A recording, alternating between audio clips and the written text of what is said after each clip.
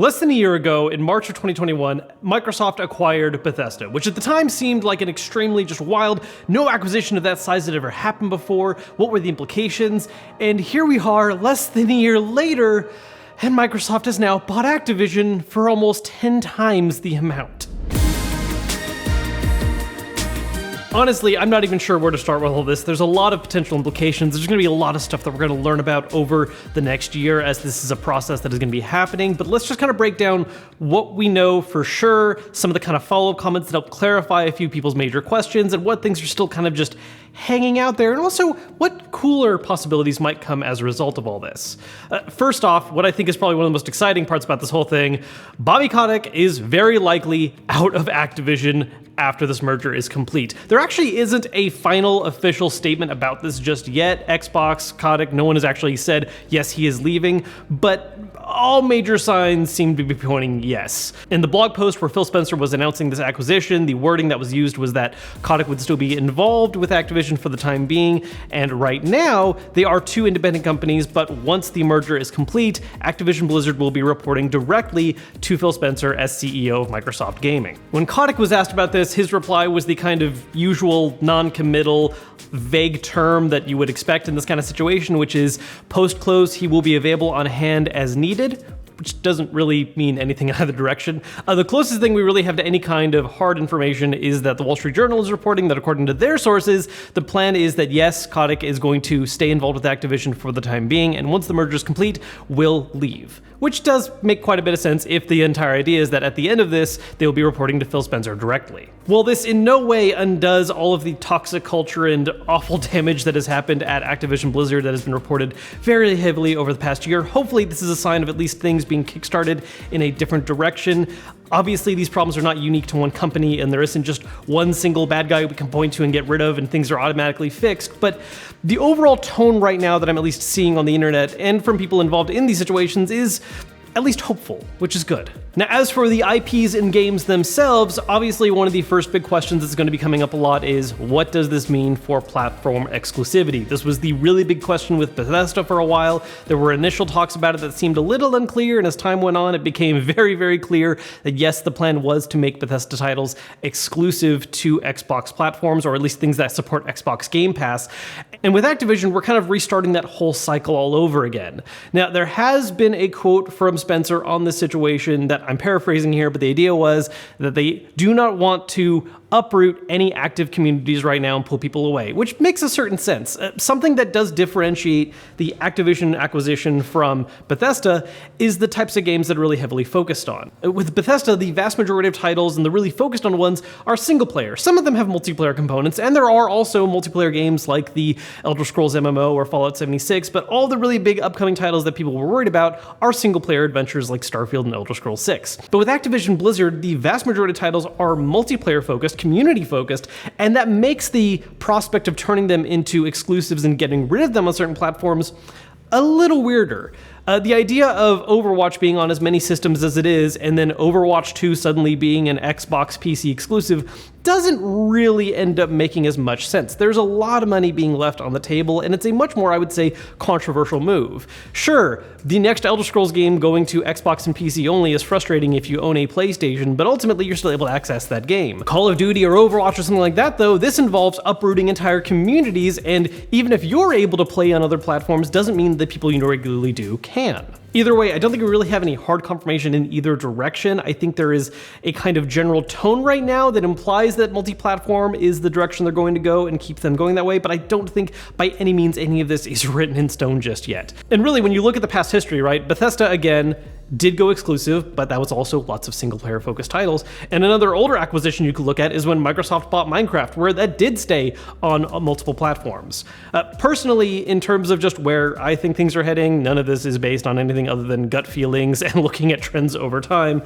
I think it is a situation where any properties owned by Activision that could have smaller single-player focused installments, if they wanted to do another Crash Bandicoot, another Spyro, Tony Hawk, I could see those games going as full-blown Game Pass style exclusives where they're on Xbox and PC, anything that hosts Game Pass. Whereas other titles like, say, Call of Duty, I don't think they're going to remove that from the PlayStation ecosystem. There is so much money on the table, and there's so many just rooted communities on different platforms that I don't see it happening. What I do see happening though is that in these situations, Microsoft makes it clear that the best place to play these games is on their platforms by doing things like earlier release dates, exclusive DLC, all the kind of stuff that we're used to seeing. And in fact, Activision has a history of this anyways. Call of Duty offered a lot of early access stuff for Xbox during the Xbox 360 days when that was a very popular system, during the PS4 and Xbox One era where PS4 became the clear favorite. A lot more stuff started becoming exclusive and earlier access to them, and so I think that's a pattern we'll see come back with this situation. Speaking of other Activision IPs, I really quickly touched on the idea of things like Spyro and Crash Bandicoot. Hopefully, as part of this acquisition, more games like that start to get a little more attention moving forward. Yes, Activision did release a Crash 4, and we did get a remake of Tony Hawk, which was awesome, but as we kind of saw the trend going after those games were released, a lot of teams were being dissolved and absorbed into the Call of Duty teams. And hopefully that can be walked back a little bit under this acquisition. I think Microsoft is a lot more interested in IP variety and not necessarily just trying to put all their eggs in one very popular basket. And so with acquiring these IPs, I think there's a chance we'll be seeing them see a little more love in the future. Not necessarily in the next year. Obviously the acquisition has to happen and then development of things can start. There's going to be a lot of transition period stuff that delays the full impacts of this merger, but I'm really curious to see what the Activision Blizzard IP lineup looks like in terms of new games 6 years from now. Now, the other elephant in the room about all of this, aside from the fact that Activision is, again, a ridiculously huge acquisition, is that, again, this is happening less than a year after Microsoft bought Bethesda. That is two of the largest third-party game development companies out there, now under the umbrella of Microsoft and Xbox. With Bethesda alone, we already had jokes about who is Xbox gonna buy next and how they're just gonna buy up every single company out there. And with an acquisition this huge actually happening, that's becoming something that I think we're gonna be thinking about a lot more now.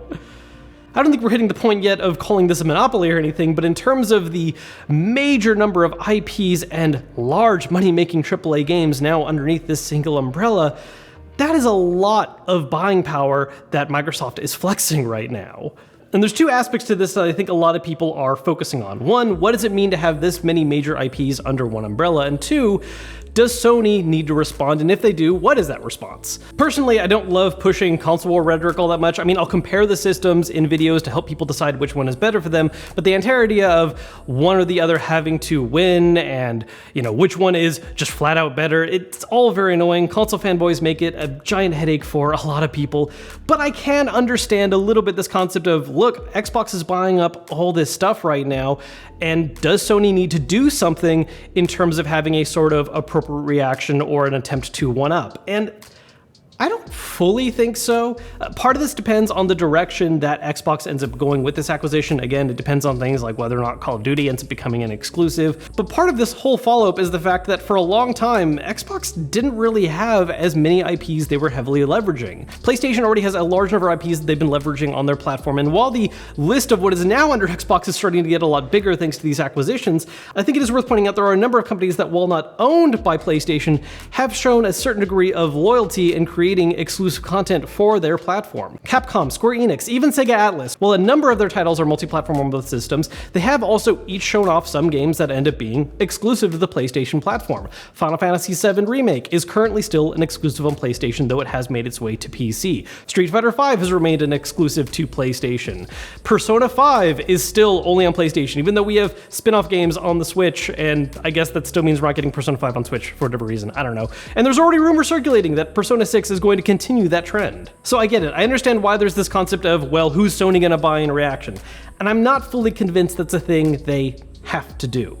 Now, the other thing about this, though, that I find potentially really exciting is the fact that we have so many major IPs under one belt. This was something I already talked about a little bit when Bethesda was bought out by Xbox, in that I would love for Microsoft to try something along the lines of their own Super Smash Bros. When I say that, I don't necessarily mean it needs to be a platforming fighter party style game. That isn't necessarily what I'm saying here. I'm just saying that With this many IPs under one belt now, the number of characters and properties they can reference from Bethesda, from Activision, from Blizzard, from all of Microsoft's own stuff, there are a lot of very popular characters that could be leveraged in a very exciting, unique way. For whatever reason, in my own brain, I feel like an arena shooter makes a lot of sense, especially when you factor in the kind of characters that are available from Blizzard and Activision now, but it even already made sense with Bethesda. I don't think that's necessarily a plan anyone actually has in place right now, but if anyone at Xbox happens to be watching this video, yes, I am talking about that right now because that's an idea I really want to see realized, so maybe get on that or send a memo to Phil. I don't know, just someone.